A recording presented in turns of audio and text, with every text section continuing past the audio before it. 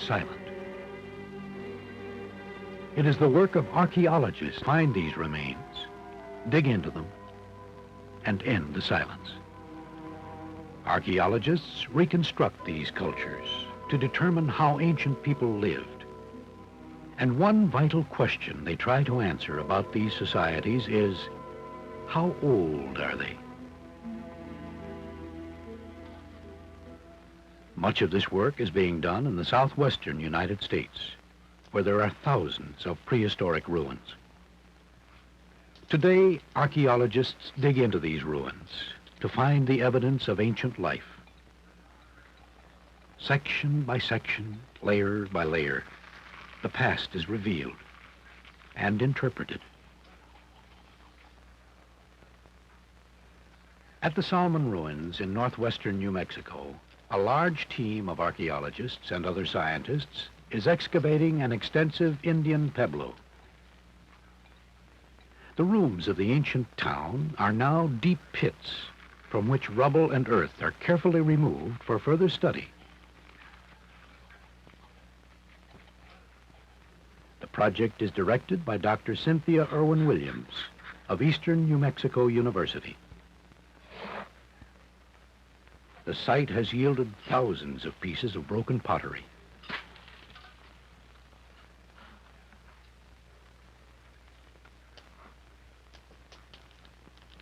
Each day, Dr. Irn Williams examines the material that has been collected. As this ceremonial chamber, or kiva, was excavated, evidence was uncovered that it had been destroyed by a great fire. A stone image, or fetish, was left lying on the floor when the kiva burned. This is a very important artifact, because valuable objects like this were rarely left in the places where they were used.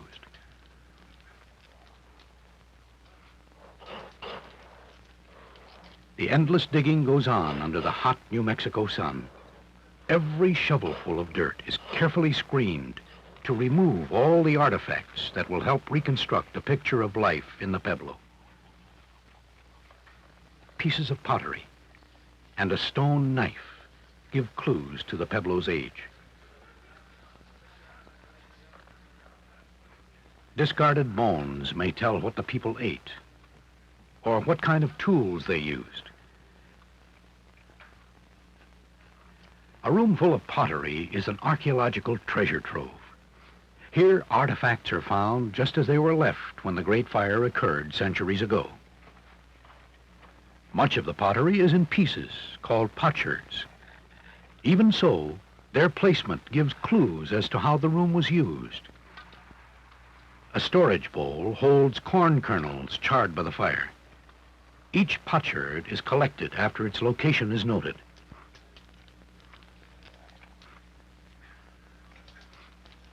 Sometimes only a few pieces are found. Other times, all the pieces are found, and the puzzle can be put together.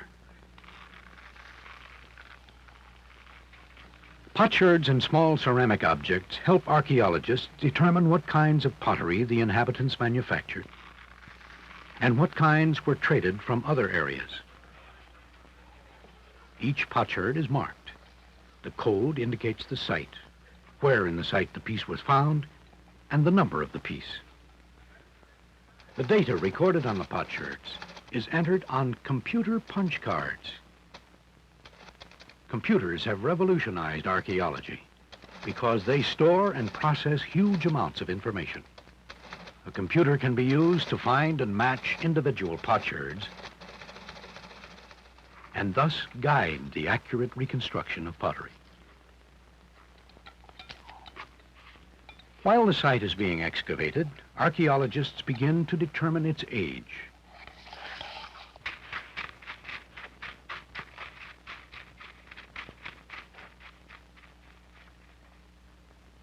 The potsherds provide clues. Sorted by types, they can be used in relative dating, finding out how old the site is in relation to other similar sites. All these distinct pottery types were manufactured at places in the Southwest, which have been previously dated. At various times, people from these sites traded pottery to the people who lived at Salmon. It's important to know where each type of pottery has been found in the ruins.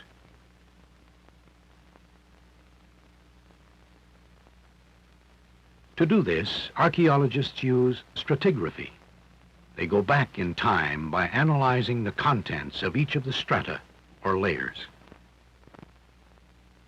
On top is dirt that has blown in through the centuries and covered the site. As we go down, we go back in time. The first and most recent layer of occupation in this room is a refuse dump. The second layer is the floor of a corn grinding room. The bottom and earliest layer is the floor of a living room. Stratigraphy shows us that this room was occupied or used several times. In the corn grinding room is a grinding stone and Mesa Verde type pottery. This is the same kind of pottery that was found in the Mesa Verde ruins in southwestern Colorado. This type of pottery has been dated at Mesa Verde to the late 13th century. So we know that this room was in use at that time. From the refuse dump to the Mesa Verde floor and down to the lowest level, we travel back in time. Here, Chaco-style pottery has been found. It is the same kind of pottery found at the Chaco Canyon site, 80 kilometers south of Salmon. At Chaco Canyon, this type of pottery has been dated to the early 12th century. So we know that this level of the room at the Salmon site was occupied about that time. While pottery typology and stratigraphy are useful in relative dating, several other techniques are needed for exact dating. In a storage room, a rare find has been made: an intact wooden roof. Dry desert conditions have preserved these centuries-old roof beams. Sections are sawed off and shipped to a laboratory to be dated. The process is called dendrochronology, tree ring dating, and is done at the University of Arizona's Laboratory of Tree Ring Dating in Tucson. Dendrochronology depends on the fact that trees have annual growth rings. These rings vary in width from year to year, depending on the amount of rainfall and heat during the growing season. A number of samples have been taken from the Salmon site.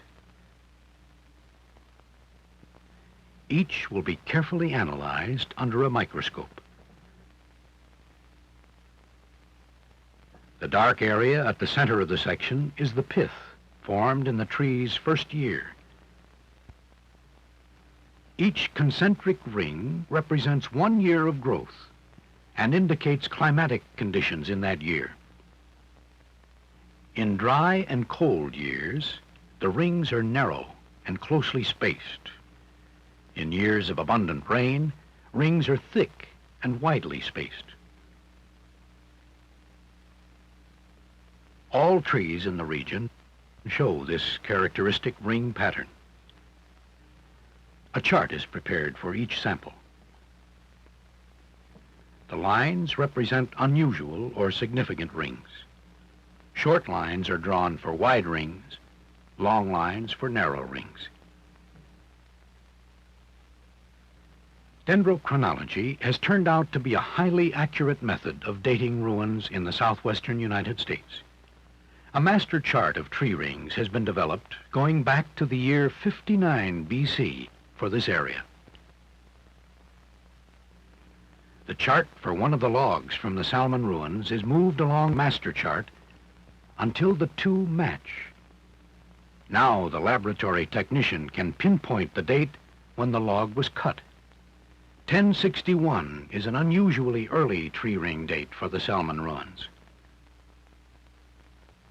Now other dating methods will be used to cross-check the tree ring dates.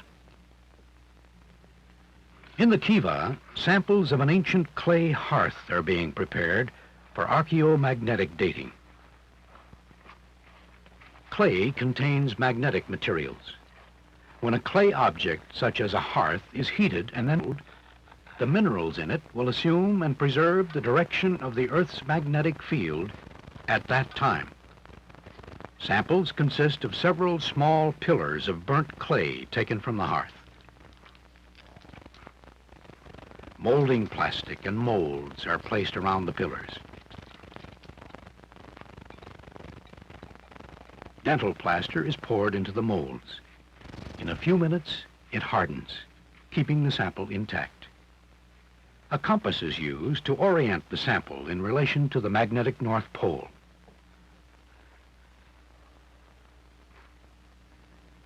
The geographic North Pole of the Earth is not the same as the magnetic pole. The magnetic pole has wandered around the geographic pole through the centuries.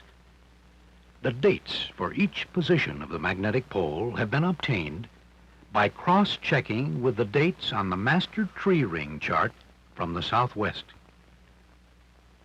The plaster-enclosed specimens from the hearth are sent to the Archaeomagnetic Dating Laboratory at the University of Oklahoma. Each sample is placed in a specially built magnetometer. The sample is spun at a high rate of rotation and enclosed within electrical coils. The coils detect the weak magnetic field in the sample. The direction and intensity of the magnetic field in each sample is determined. This data reveals the direction of the Earth's magnetic field when the hearth was last heated and cooled. When that direction is plotted on the polar map, the date is revealed. The hearth was last used in 1095, about 35 years later than the tree ring date obtained from the roof beam. Stone tools can be used for both relative and exact dating. In the southwest, projectile points that vary in size and shape depending on their age have been dated from about 10,000 BC.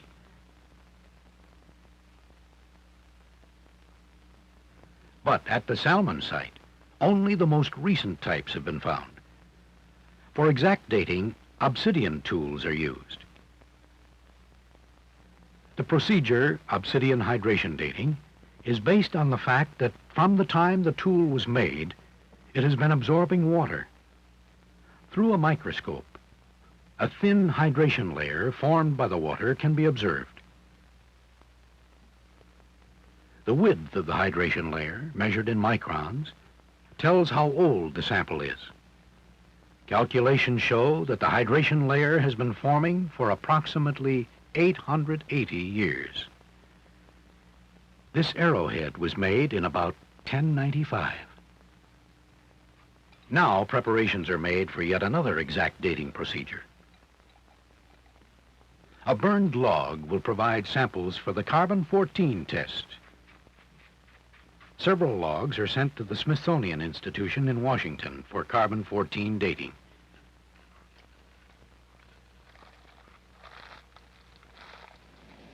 At the laboratory, a sample is burned in an atmosphere of pure oxygen. The carbon dioxide gas produced is collected in steel flasks. Liquid nitrogen poured on the flasks freezes the gas, changing it into a liquid. Burning continues until all of the sample has been consumed. After impurities are removed, the sample is stored as a liquid in this cylinder. The carbon-14 in the sample is radioactive, and its radioactivity can be measured. The older a sample is, the less carbon-14 it contains. If the percentage of carbon-14 remaining in a specimen is measured, its age can be determined.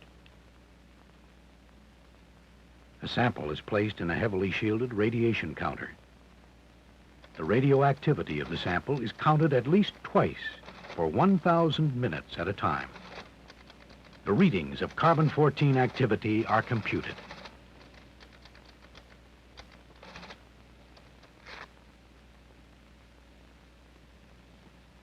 The date for this sample is 1100, plus or minus 70 years. Now, Dr. Irwin Williams takes all of this information on dating and spends many days analyzing it. From different locations in the Pueblo, she has obtained dates using a variety of methods. These dates document the building, occupation, and destruction of the Pueblo and provide a starting point for understanding the people that lived here over 800 years ago.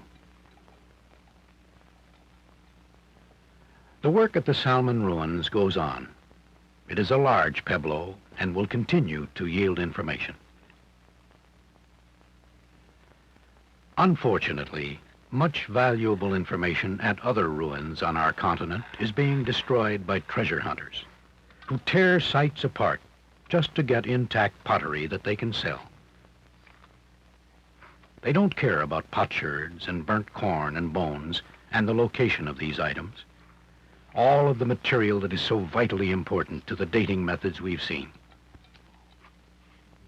The southwestern United States is a great treasure house of prehistoric cultures. Much has been lost, but much is being saved by government legislation and the action of concerned citizens. Through efforts such as these, our cultural heritage will be preserved to enrich the lives of future generations.